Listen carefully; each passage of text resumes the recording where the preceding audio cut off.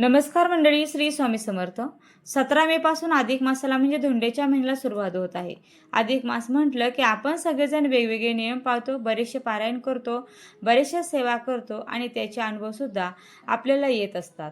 तर या व्हिडिओमध्ये मी तुमच्यासोबत पितृदोष मुक्तीसाठी, पितृशांतीसाठी आणि पितरांच्या कृपेसाठी, जेणेकरून तुमच्या सगळ्या सेवांचे अनुभव तुम्हाला येतील. जी सर्वात प्रभावी सेवा मानली देखील जाते, ती सेवा तुमच्यासोबत शेअर करणार आहे. अतिशय साध्या व सोप्या पद्धतीने ती सेवा, आणि कोणताही ग्रंथ वाचन करायचं म्हटलं की वाचनाची सुरुवात कुठून करायची, हा बऱ्याच जणांचा प्रश्न असतो. तर या व्हिडिओमध्ये मी तुमच्यासोबत याही गोष्टी शेअर करणार आहे. आणि या व्हिडिओमध्ये तुमच्या वेळेनुसार, तुमच्या टायमिंगनुसार अतिशय साध्या सोप्या पद्धतीने तुम्ही हे पारायण करू शकता. आणि बघा, पितृकृपेसाठी जी सर्वात प्रभावी सेवा मानली जाते ती म्हणजे संक्षिप्त श्रीमद भागवत या ग्रंथाचं पारायण. आता हे पारायण कसं करायचं, तर बघा, तुम्ही महिला असाल, पुरुष असाल, दोघेही या ग्रंथाचं पारायण हे करू शकता. आणि अतिशय छोटासा हा ग्रंथ आहे. यातले अध्याय जे आहेत ते सुद्धा खूप छोटे छोटे आहेत. त्यामुळे पारायण करण्यासाठी वेळ देखील तुम्हाला कमी लागणार आहे. ज्यांना प्रखर पितृदोष असेल तर त्यातून मुक्त होण्यासाठी या ग्रंथाचं पारायण हे केलं जातं. आणि याचे अनुभवसुद्धा बघा 100% आहेत. बघा, पितृदोषाची काय लक्षणं असतात, तर संतती होत नाही, लग्न होत नाही, जमलेले लग्न मोडतात, किंवा घरात कायम अशांतता, मग ती कुठल्याही स्वरूपाची का असेना. तसेच गर्भाची वाढ न होणे, सारखे मिसकॅरेज होणे, कायम नवरा बायकोमध्ये भांडण होणे, तर हे प्रखर पितृदोषाची लक्षणं आहेत. आता पितृदोष पत्रिकेमधून सुद्धा ओळखला जातो, आणि हे सुद्धा तुम्ही करू शकता की तुमच्या पत्रिकेत पितृदोष आहे का. आणि आपल्या महिलांना तर आपल्या माहेरचा आणि सासरचा असे दोन्ही पितृदोष हे लागत असतात. तर भागवत पुराणामध्ये 12 स्कंद आहेत, 335 अध्याय आहेत आणि 18,000 श्लोक आहेत. तर बघा, आजकालच्या या धकाधकीच्या जीवनामध्ये एवढ्या मोठ्या ग्रंथाचं वाचन करणे आपल्याला शक्य नाही किंवा जमणार देखील नाही. आणि त्यामुळे दिंडोरी प्रणीत 700 श्लोकी संक्षिप्त श्रीमद भागवत या पोथीचं प्रकाशन आहे. ज्यामुळे सगळ्यांनाच याचे दररोज वाचन देखील करता येईल किंवा पारायण देखील करता येईल असा हा ग्रंथ आहे. आणि ते शक्य करून देखील त्यांनी दाखवलेलं आहे. आता या ग्रंथामध्ये मूळ ग्रंथातील कोणताही विषय वगळलेला नाही किंवा स्किप देखील केला गेलेला नाही. बघा, मनुष्य हा देवऋण, ऋषीऋण, पितृऋण, मनुष्यऋण आणि भूतऋण असे 5 ऋणे सोबत घेऊन जन्माला येत असतो. आणि या ऋणांपासून मुक्त होण्यासाठी हा प्रयत्न करत असतो. आणि पितृऋणापासून आपल्याला जर मुक्त होता आलं नाही तर प्रखर पितृदोष निर्माण होतो, आणि त्याचे वाईट परिणाम आपल्या कुटुंबावर हे नक्कीच होत असतात. तर प्रखर पितृदोष निवारण करण्यासाठी संक्षिप्त श्रीमद भागवत ग्रंथाचे श्रद्धेने वाचन किंवा पारायण केल्यास पितृदोषापासून मुक्तता मिळते, आणि हा एक रामबाण उपाय म्हणून काम करतो. तर या ग्रंथाचं पारायण तुम्ही अधिक मासात केव्हाही, तसेच अधिक मासात एकादशीला किंवा दर एकादशीला सुद्धा करू शकता. आता बघा, हा ग्रंथ महर्षी व्यास रचित वेदांत सूत्रावरील भाष्य आहे. याचं लिखाण त्यांनी आपल्या जीवनाच्या परिपक्व अवस्थेत आपले गुरु श्री नारद मुनींच्या मार्गदर्शनाखाली केलेलं आहे. आणि 18 महापुराणापैकी एक असे भागवत पुराण हे आहे. तर या भागवत ग्रंथाची सेवा कशी करावी ते आपण आता पाहूया. आता हा ग्रंथ तुम्हाला कोणत्या पण केंद्रात, मठात अवेलेबल होऊन जाईल. या ग्रंथात 14 अध्याय असून 12 स्कंद आहेत. या ग्रंथाचं पारायण कोणी स्त्री, पुरुष, मुलं किंवा मुली हे करू शकतात.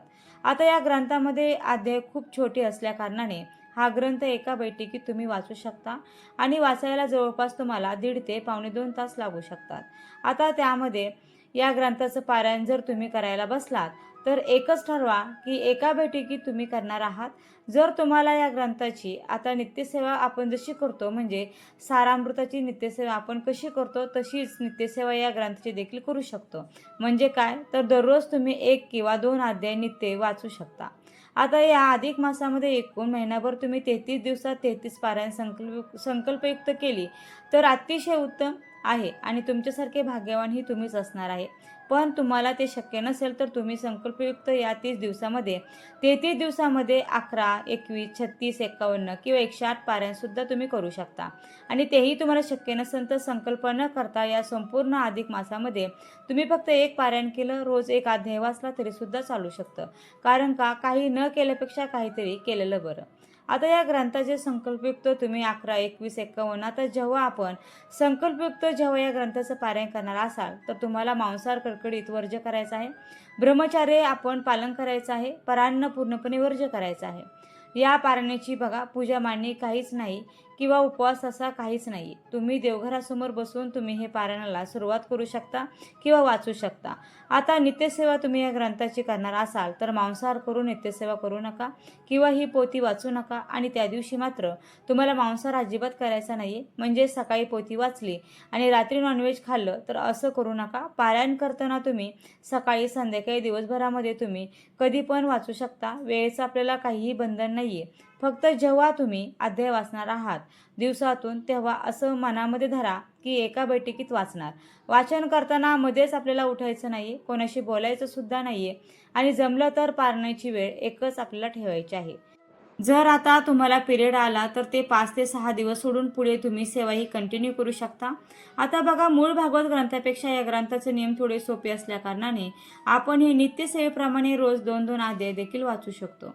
आता हे पारायण करण्या अगोदर आपल्याला स्वामीस्तवन 1 वेळा, गणपती अथर्वशीर्ष 1 वेळा, 1 माळ श्री स्वामी समर्थ जप करायचा आहे. त्यानंतर 24 वेळा गायत्री मंत्राचा जप करायचा आहे.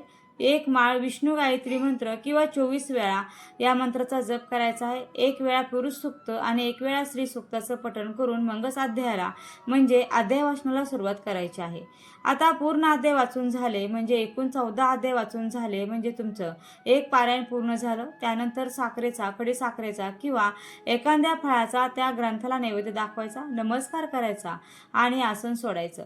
तुम्हाला जर शक्य असेल तर पूर्ण पारायण करून झाल्यानंतर नैवेद्य दाखवायचा. त्यानंतर या ग्रंथामध्ये शेवटी एक कृष्णाची आरती दिलेली आहे, ती कृष्णाची आरती करायची आणि त्यानंतर तुम्ही आसन जे आहे तर ते सोडू शकता. याप्रमाणे संक्षिप्त श्रीमद भागवत या ग्रंथाचं पारायण आपल्याला करायचं असतं. आता बघा, एक प्रश्न बऱ्याच जणांचा असतो की पारायण करण्याची खूप इच्छा असते पण घरामध्ये इतर व्यक्तींना नॉनव्हेज बनवायचं असतं, त्यांना खायचं असल्याकारणाने आम्हाला पारायण करता येत नाही.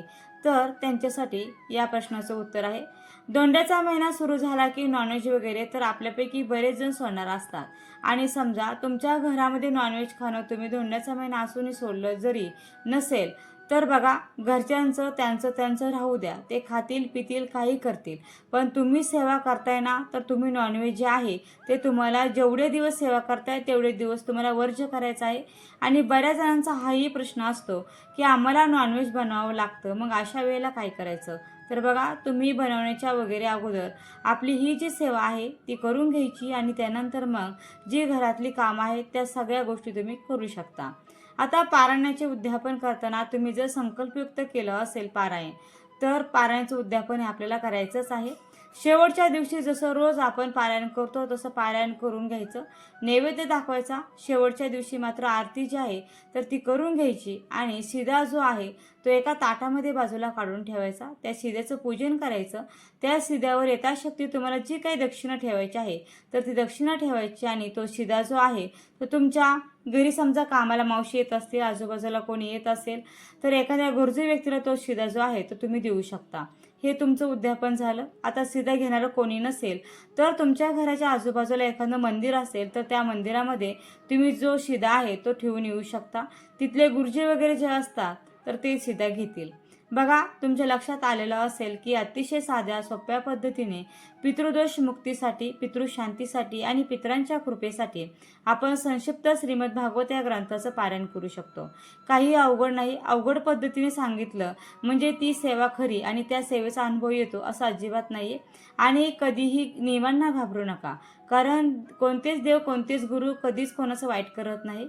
आपल्यासोबत जे काही वाईट होत असतं ना तर ते आपल्या कर्मानुसार होत असतं. आणि बघा, असं म्हटलं जातं की जो भागवत ग्रंथाचे श्रवण करतो, पठण करतो, तो आपल्या आई वडिलांचे म्हणजे आपल्या आईच्या वडिलांचे कुळ जे आहे, आपल्या पत्नीचं कुळ आहे, या तिन्ही कुळांचा उद्धार करतो. याला एवढं महत्त्व आहे. आता बघा, नारायण नागबळी त्रिपिंडी आपल्याला दर 3 वर्षांनी किंवा 5 वर्षांनी ज्यांना प्रखर पितृदोष आहे किंवा खूप अडचणी येतात जीवनामध्ये त्यांना करायला लावला तर ते केल्यानंतर सुद्धा तुम्हाला जर अडचणी येत असतील तर तुम्ही हे जे पारायण आहे ते नक्की करा. संकल्पयुक्त 108 पारायण करा आणि याचा अनुभव नक्की घ्या. अगदी जर जमलं नाही तर दररोज 1 किंवा 2 अध्याय नक्की वाचा. फक्त मांसाहार आपल्याला वर्ज करायचा आहे. तर हा एकदम प्रभावी ग्रंथ आहे. त्यामुळे ज्यांना आयुष्यामध्ये भरपूर जर कष्ट असतील किंवा जर तुम्हाला खूप अडथळे असतील तर या ग्रंथाचे एकदा पारायण नक्की करून बघा. आपल्या संपूर्ण घराण्याचे पितृदोष घालवण्याची ताकद या ग्रंथामध्ये आहे. अनेक सेवा करून सुद्धा जर तुमचे प्रश्न मार्गीच लागत नसेल, जीवनामध्ये काही फरक पडत नसेल, तर अशा वेळेला दर एकादशीला संक्षिप्त श्रीमद भागवताचे पारायण करण्यास सुरुवात करा. यामुळे आपल्या पितरांना सद्गती प्राप्त होऊन ते प्रसन्न होतील आणि त्यांचा आशीर्वाद आपल्याला लाभेल. यामुळे आपल्याला आपल्या अडचणीमधून नक्की मार्ग मिळेल. तर आजच्या व्हिडिओमध्ये आपण संक्षिप्त श्रीमद भागवत ग्रंथ काय आहे, याचं महत्त्व काय आहे आणि या ग्रंथाचं पारायण कसे केले जाते याविषयीची माहिती घेतली. व्हिडिओ आवडला असेल तर व्हिडिओला नक्की लाईक करा, शेअर करा व चॅनलला सबस्क्राईब करायला मात्र अजिबात विसरू नका. व्हिडिओ शेवटपर्यंत पाहिल्याबद्दल अगदी मनापासून तुमची खूप खूप आभारी आहे. धन्यवाद. श्री स्वामी समर्थ. जय जय स्वामी समर्थ. रामकृष्ण हरी. जय जय रामकृष्ण हरी. ओम नमो भगवते वासुदेवाय नमः.